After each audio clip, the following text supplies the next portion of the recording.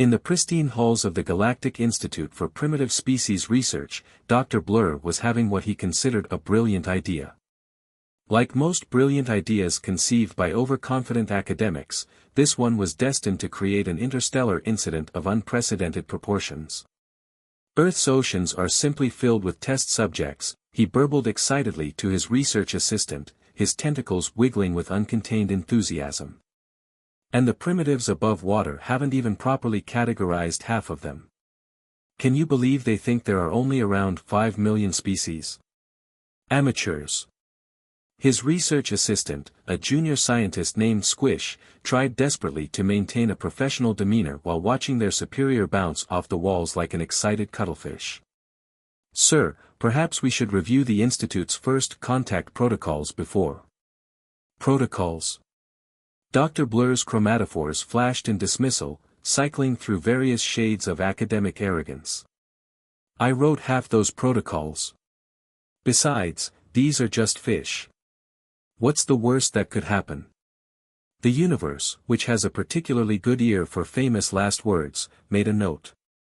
24 hours later, Dr. Blur's research vessel, the pompously named Intellectual Superior, hovered beneath the surface of Earth's Pacific Ocean. The cloaking technology made it appear as nothing more than a particularly large and oddly geometric patch of water to any passing humans above. Below, however, was a different story. Look at this magnificent specimen. Dr. Blur pressed his face against the observation window, all 8 eyes widening at the sight of a great white shark cruising past. Such primitive musculature, such inefficient propulsion, such. He paused for dramatic effect, research potential.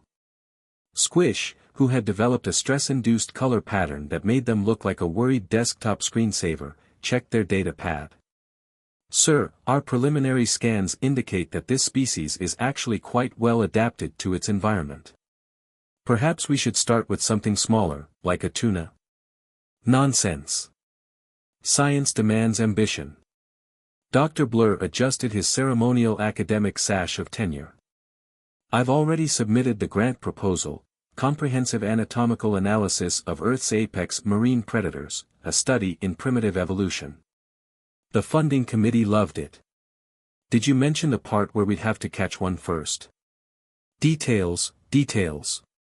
Now, activate the specimen acquisition field. The Intellectual Superior hummed to life, extending its prismatic capture beam toward the unsuspecting shark. For a moment, everything seemed to be going according to plan. The shark, caught in the beam, hung suspended in the water. Then it smiled.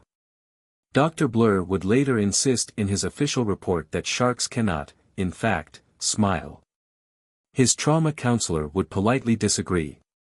What happened next would go down in galactic history as the first documented case of a research specimen not only escaping capture but also sending an entire alien research vessel tumbling through the water like a wayward beach ball.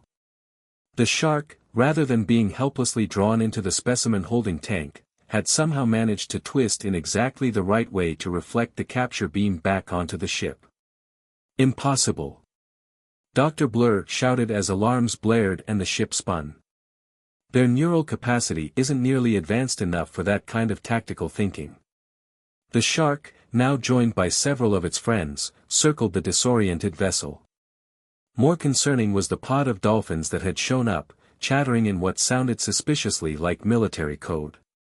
Squish, who had turned an impressive shade of I told you so green, managed to stabilize the ship's orientation. Sir, I'm detecting complex communication patterns between multiple species, and, is that whale song getting closer? Dr. Blur, his tentacles tied in literal knots from the tumble, finally began to consider that perhaps he had made a slight miscalculation. Squish, make a note in the ship's log. Preliminary observation suggests Earth's marine life may be marginally more sophisticated than initially hypothesized. In the waters outside, the great white shark, who would soon be known to the resistance as Captain Chomps, transmitted a series of signals through the water. To any human scientists listening above, it would have sounded like normal shark movements. To the rapidly assembling marine life below, it was a clear call to arms.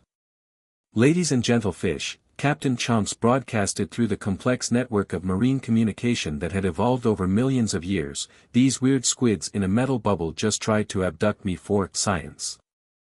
I suggest we show them why Earth's oceans have remained uncolonized for the past 450 million years." Deep beneath the surface, ancient alliances began to stir. Pods of dolphins initiated their long-dormant military protocols. Whales began transmitting strategic coordinates through songs that would seem like mere background noise to surface dwellers. Schools of fish organized themselves into tactical formations that would make any human military strategist weep with envy. Dr. Blur, watching the gathering storm through his observation window, was starting to wish he'd stuck to studying space plankton. He had no way of knowing that his brilliant idea had just initiated what would become known throughout the galaxy as the Great Aquatic Rebellion of Sector 3817. The battle for Earth's oceans was about to begin, and somewhere in the vast bureaucracy of the Galactic Institute, a filing clerk was already preparing the paperwork for what would undoubtedly be the most entertaining ethics violation hearing in recent memory. As the sun set on the Pacific Ocean, casting golden light through the waves, Dr. Blur couldn't shake the feeling that his academic career was about to take a very unexpected turn. Above the surface, everything appeared normal. Below, an army was mobilizing, led by a shark with a grudge and a surprisingly sophisticated understanding of tactical warfare. The universe, still keeping track of those famous last words, settled in to watch the show.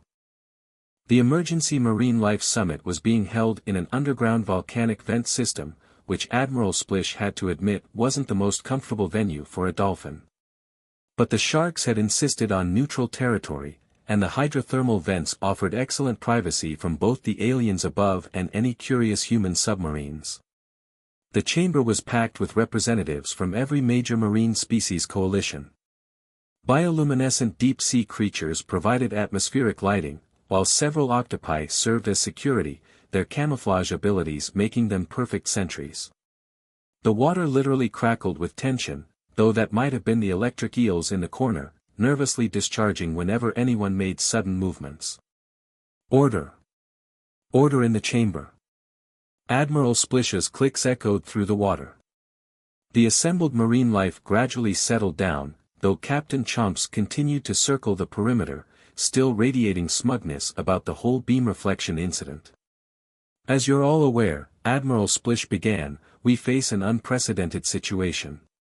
For the first time since the Great Cetacean Accord of 50 million years ago, we must consider breaking our policy of non-interference with surface affairs." A murmur rippled through the gathering. The old treaties that had kept marine civilization hidden from both surface dwellers and potential extraterrestrial visitors had served them well for eons. Lieutenant Ripple, the orca who headed the Special Operations Division, moved forward. "Our intelligence network reports multiple alien vessels entering Earth's atmosphere. The original research ship, Intellectual Superior," she paused as several species made their equivalent of snorting sounds, "has called for reinforcements. We're looking at a potential full-scale invasion force. They still think we're just simple animals." Captain Chomps cut in, executing a perfect barrel roll of indignation. "Their chief researcher called my musculature primitive. Me. I've won the deep-sea sprints 3 years running." "Focus, Captain," Admiral Splish admonished. "Lieutenant Ripple, what are our tactical options?" The orca's presentation was interrupted by the arrival of Commander Inc., head of the Cephalopod Intelligence Network. The octopus's skin rippled with urgent patterns as they released a cloud of information-dense biochemical signals. "The aliens have deployed what they're calling containment fields across the major ocean currents," Commander Inc. reported, tentacles gesturing rapidly. "They're attempting to isolate and study different marine ecosystems independently. They've already captured several pods of pilot whales in the North Atlantic." The chamber erupted in angry clicks, whistles, and bubble streams. Admiral Splish had to emit several sharp echolocation pulses to restore order. "This is no longer about scientific curiosity," Lieutenant Ripple declared. "This is an invasion, plain and simple. They're treating our oceans like their personal laboratory." From the shadowy depths of the chamber, a new voice joined the discussion.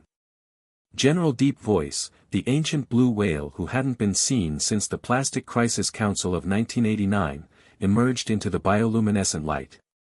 In my long years, the general subsonic rumble made everyone's swim bladders vibrate. I have observed many threats to our way of life. But never have I seen such blatant disregard for oceanic sovereignty. We must respond with all the force we can muster. A young dolphin scout burst into the chamber, his clicks sharp with urgency. Multiple alien vessels detected entering the Marianas Trench. They're trying to establish a research base in the Hadal Zone. Captain Chomp's fin slashed through the water. The deep trenches are sacred ground. That's where life first evolved on this planet. They've gone too far. Admiral Splish turned to Commander Inc. Deploy the cephalopod infiltration units. I want eyes inside every alien vessel within the hour.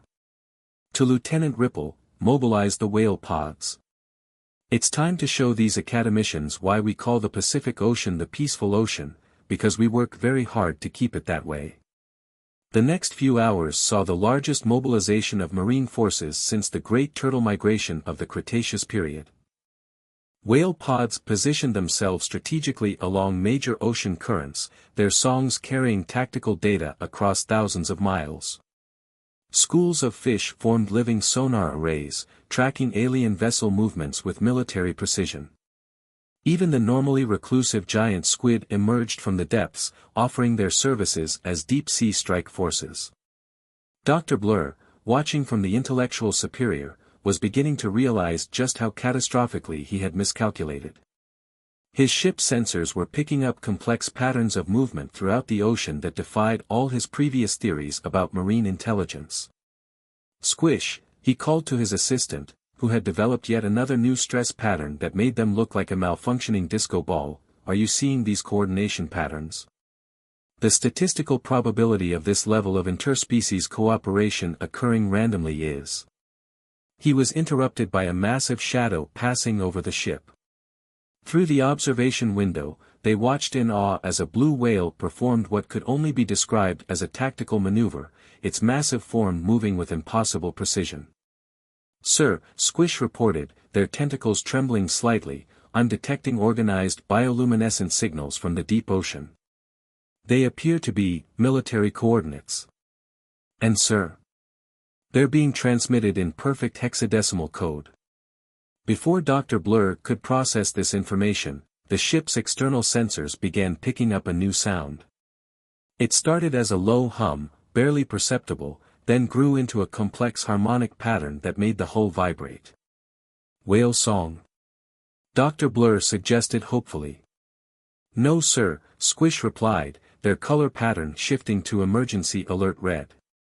It's Wagner's Ride of the Valkyries being performed by a pod of humpback whales. And they're accompanying what appears to be a coordinated attack formation of. They double-checked the readings, great white sharks led by our friend from yesterday. Through the observation window, they watched as Captain Chomps led his strike force in a perfect delta formation, flanked by pods of orcas and accompanied by the most dramatic cetacean orchestra performance in Earth's history. In the command center of the alien research fleet, the Grand Academic Tentacular was receiving increasingly panicked reports from their vessels worldwide. In the Indian Ocean, a group of sperm whales had systematically disabled their sonar arrays by producing precisely calibrated clicks that shattered their sensitive equipment. Off the coast of Australia, the entire Great Barrier Reef had seemingly come alive, with coordinated swarms of marine life forcing research vessels into increasingly uncomfortable positions. But perhaps most disturbing were the messages being spelled out in bioluminescence across the deep ocean trenches.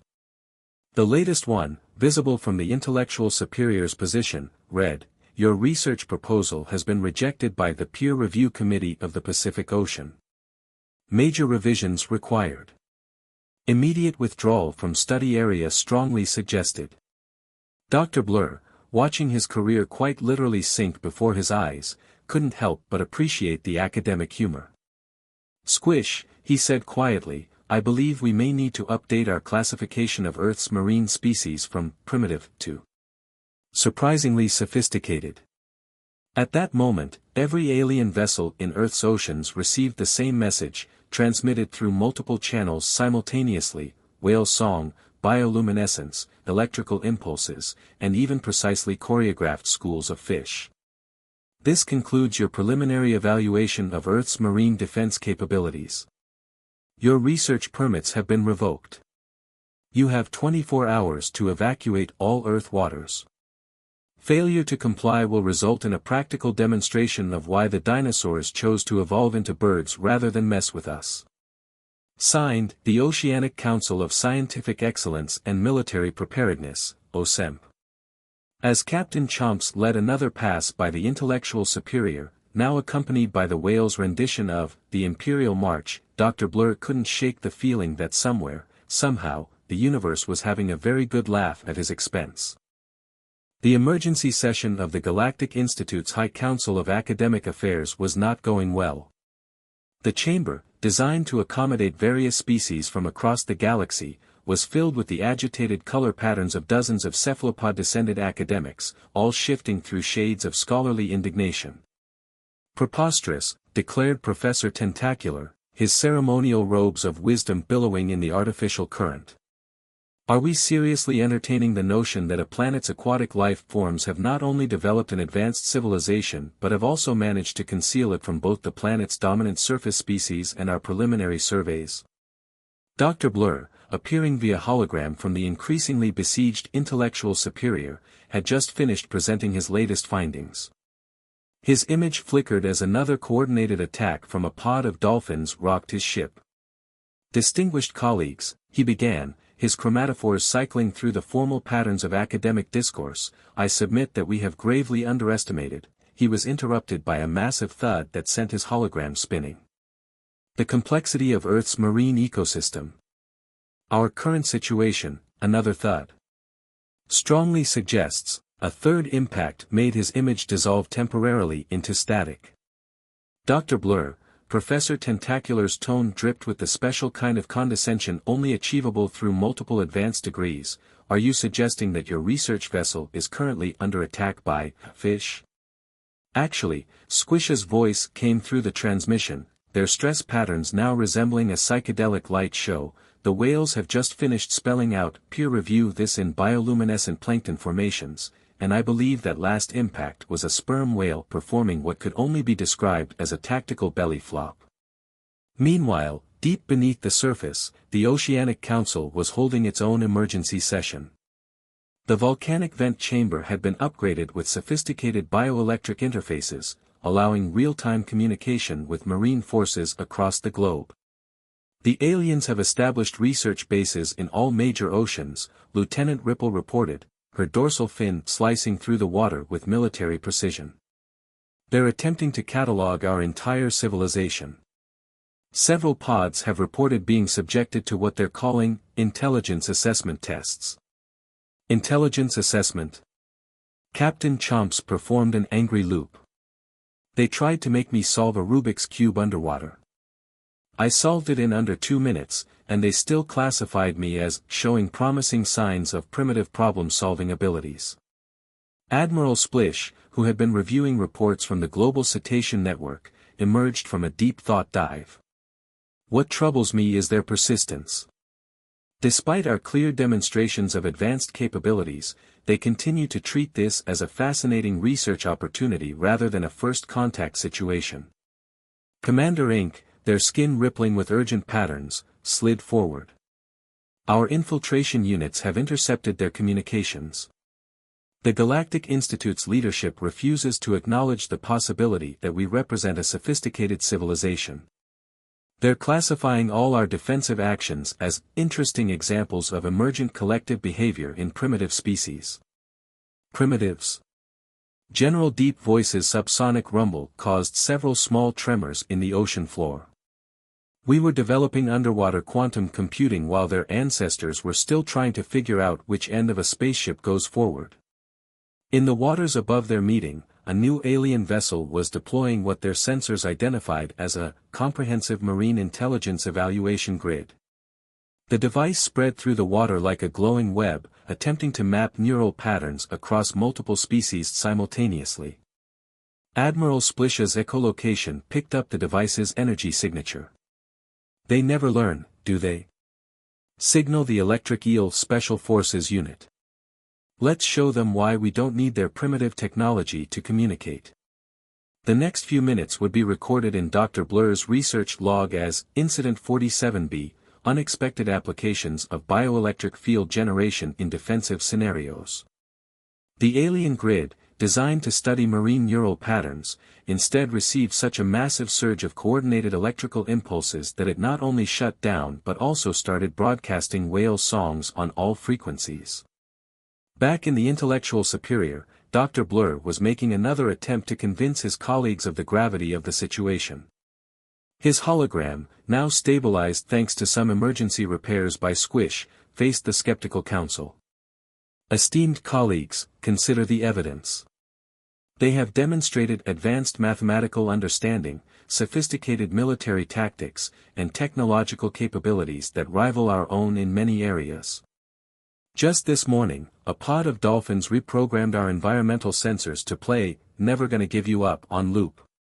Fascinating, Professor Tentacular stroked his academic tentacles thoughtfully.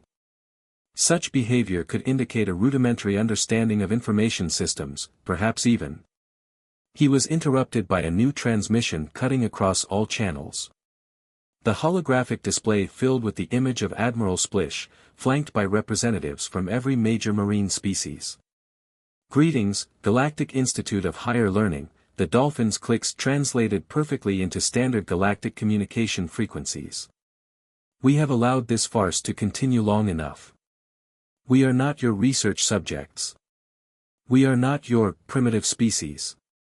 We are the Terran oceanic civilization, and we have been watching your species fumble its way into space for the past few centuries with what I must say has been decreasing amusement.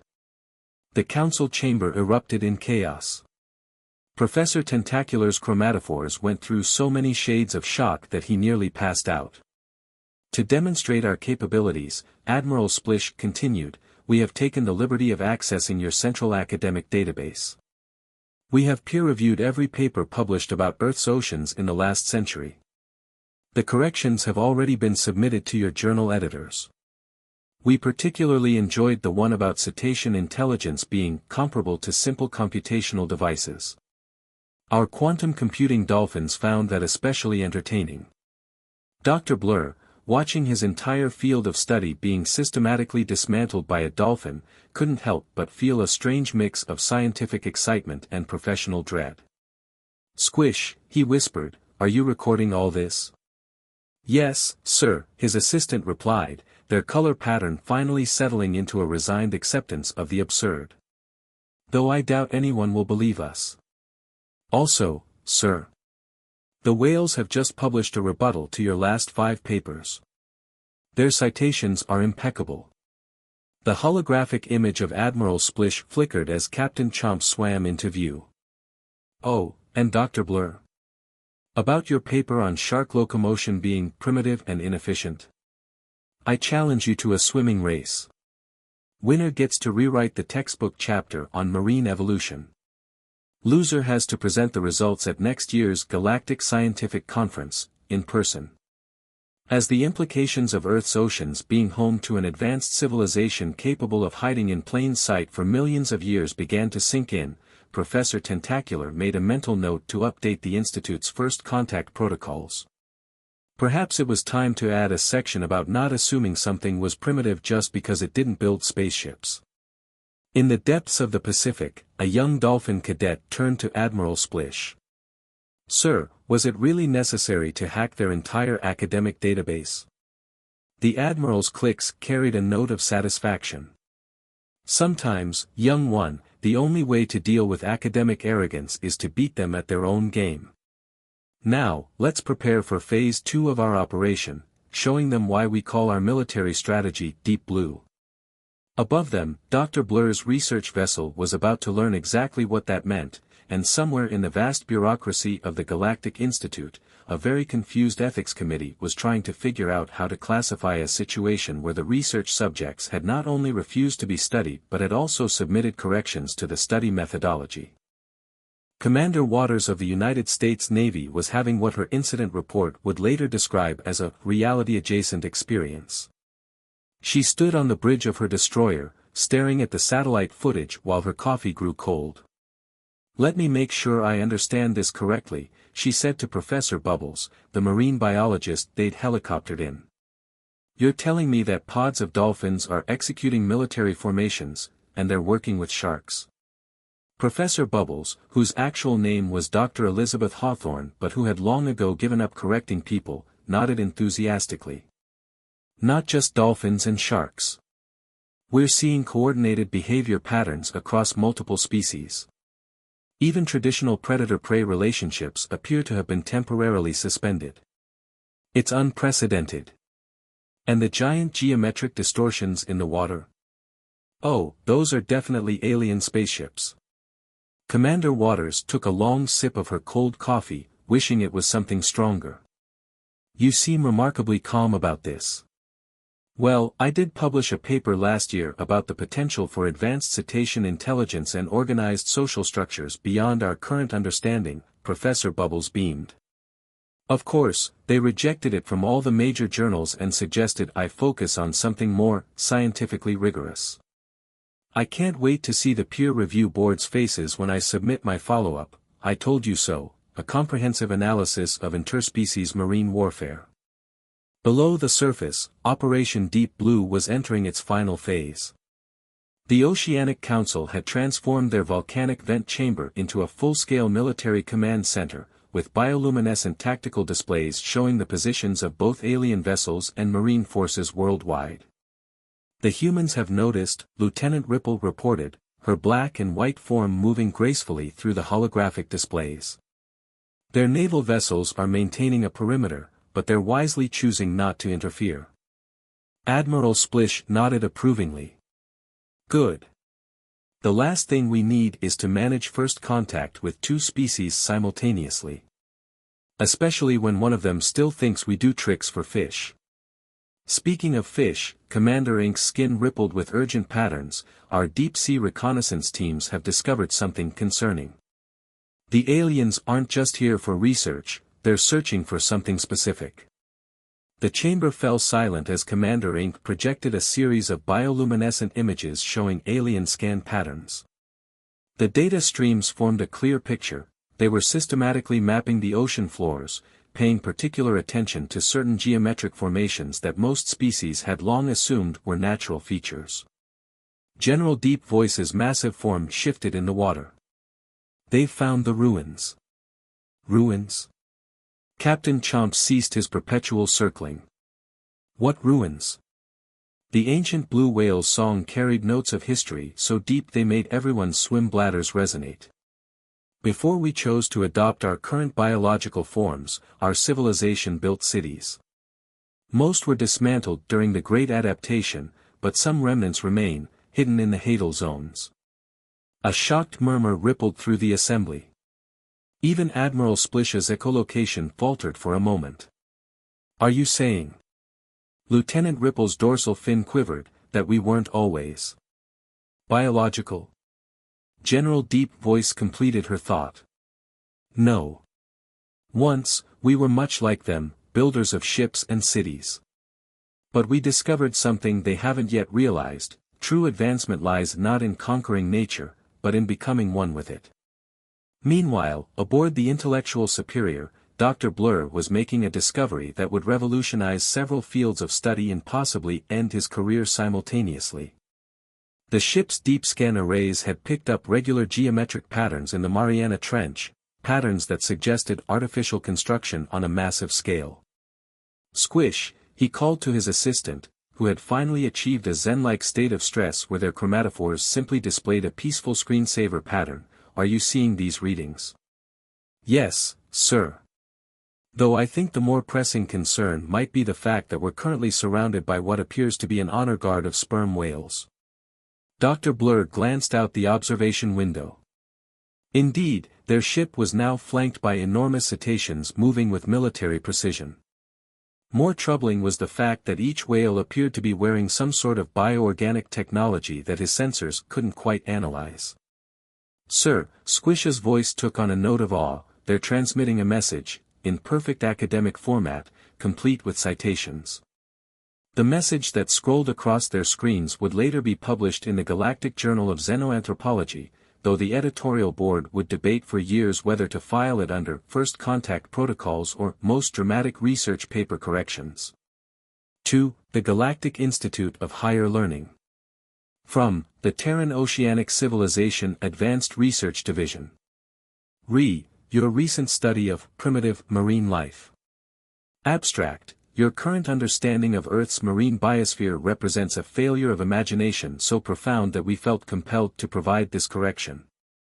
The following data will demonstrate that what you perceive as primitive biological entities are, in fact, the result of over 500 million years of deliberate evolution and technological advancement. Methods. Since you seem incapable of grasping the obvious through conventional observation, we have arranged a practical demonstration. Please direct your attention to the approaching whale pod, which will now proceed to hack your ship's systems using nothing but bioelectric fields and what you charmingly termed primitive neural networks. Dr. Blur watched in astonishment as his ship's most sophisticated systems were effortlessly accessed by creatures he had, until recently, classified as interesting examples of semi-intelligent marine life. Back in the command center, Admiral Splish was initiating the final phase of Operation Deep Blue. "It's time to show them exactly what we are. General Deep Voice, if you would do the honors." The ancient whale's song reached frequencies that shouldn't have been possible in water, activating systems that had lain dormant for millions of years.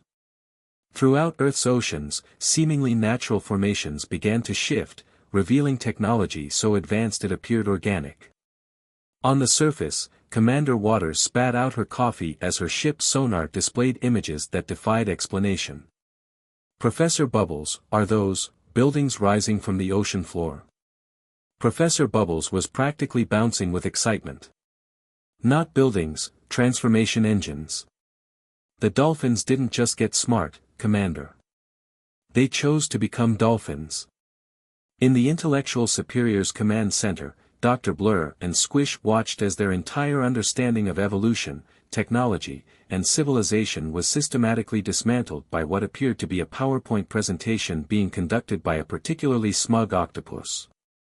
In conclusion, Commander Inc.'s chemical signals translated perfectly into standard academic format. Your species spent millions of years trying to conquer nature through technology. We spent that time becoming one with it. Your ships run on antimatter, ours are powered by bioluminescent quantum computers. You build cities that fight against the ocean, we became creatures that are part of it.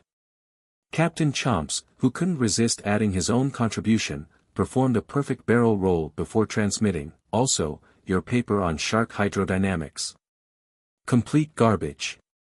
I mean, seriously, did you even try swimming with fins before writing it?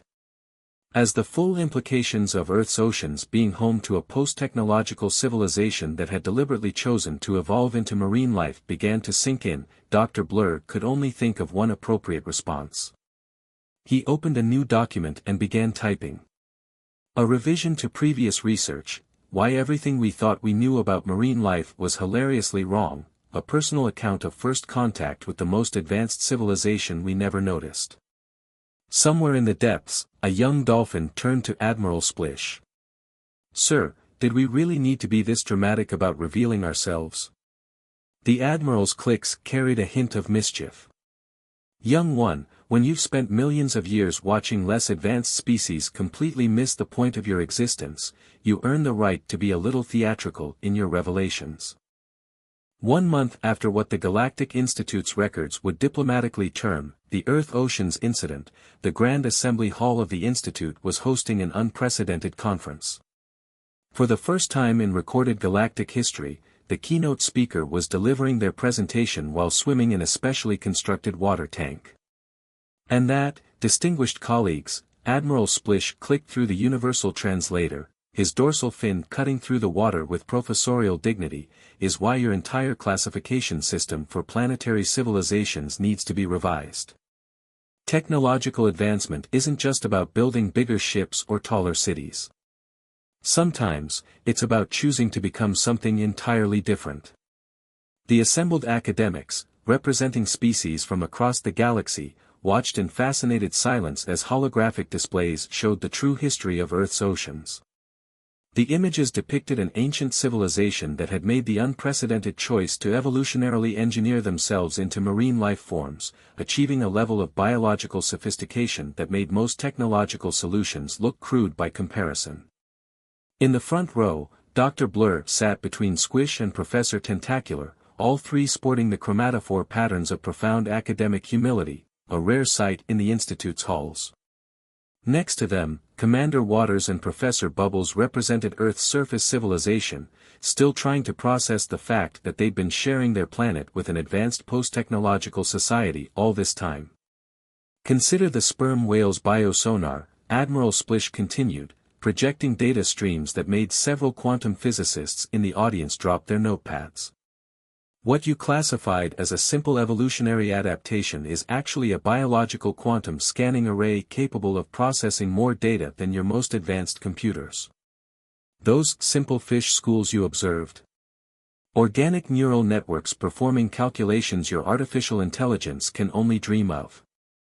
Captain Chomps, who had insisted on co-presenting despite the logistics of fitting a great white shark in the speaker tank, executed a perfect figure eight before adding, and don't even get me started on our transportation systems. You're all very proud of your faster-than-light travel, but we developed current riding techniques that let us traverse the ocean using practically zero energy. Also, we don't get lost in space. Ever.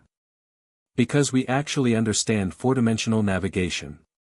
In the back of the hall, a delegation of octopi were providing live demonstrations of their camouflage technology, casually rearranging their molecular structure in ways that had the Institute's top physicists frantically taking notes. One particularly enthusiastic octopus was spelling out complex quantum equations using only chromatophore patterns, much to the amazement of the theoretical physics department. But perhaps our greatest achievement, Admiral Splish's clicks took on a more serious tone, was learning to build a civilization without destroying the environment that housed it. We didn't conquer nature, we became part of it. Every species in Earth's oceans is part of a vast, interconnected network of consciousness and purpose. Professor Bubbles, who had spent the past month updating every paper she'd ever written, raised her hand. Admiral, if I may ask, why reveal yourselves now? You could have continued hiding your true nature from both humans and aliens. The Admiral's echolocation carried a note of amusement. Professor, imagine watching your younger siblings fumbling with their homework for millions of years. Eventually, you have to step in and offer some guidance. Besides, he added, his clicks taking on a mischievous tone, someone tried to dissect Captain Chomps for science. We couldn't let that go unchallenged. Dr. Blur's chromatophores flushed with embarrassment, but Captain Chomps performed a friendly barrel roll in his direction. No hard feelings, document. Your research actually did us a favor. We were getting a bit bored just watching everyone else make the same mistakes we made 500 million years ago. Now we can finally share some of our solutions. In the months that followed, the revelation of Earth's oceanic civilization would revolutionize multiple fields of study. The Galactic Institute established its first underwater campus, though several professors had to be rescued after discovering that marine biological engineering was slightly more complicated than just adding fins to things. Commander Waters found herself heading a new joint human-marine task force, though she still hadn't quite gotten used to attending military strategy meetings where half the participants were dolphins with advanced degrees in quantum mechanics. Professor Bubbles became the first surface-dwelling scientist to be invited to teach at the prestigious Deep Sea Academy of Advanced Evolution, though her lectures had to be temporarily suspended when she couldn't stop excitedly crying into her underwater breathing apparatus. As for Dr. Blur and Squish, they found themselves co-authoring a revolutionary series of papers with their former research subjects. Their first publication, a comprehensive re-evaluation of everything we thought we knew about marine life, a humble scientist's guide to being completely wrong, became required reading at the Institute. 1 year after the incident, Dr. Blur sat in his office, reviewing a new research proposal.